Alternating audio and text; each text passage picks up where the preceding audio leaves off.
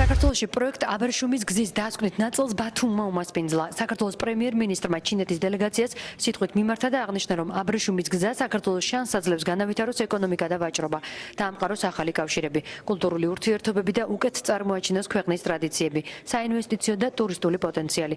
მოგზაურობა 10,000 კილომეტრიან აბრეშუმის გზაზე მასშტაბური კულტურულ-ეკონომიკური მედია ღონისძიებაა, რომელმაც სტარტი 2014 წლის 19 ივლისს ჩინეთის ქალაქ სიანში აიღო.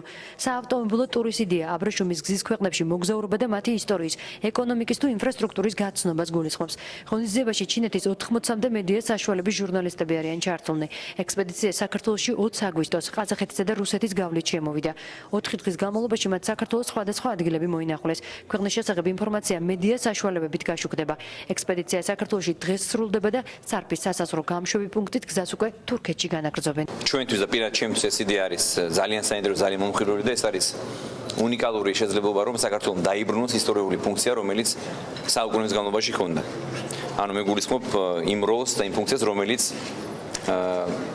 იყო გამოკვეთილი ჩვენი ქვეყნისთვის. ეს არის ევროპასა და აზიასთან დამაკავშირებელი როლის, ასე ვთქვათ, მნიშვნელობა.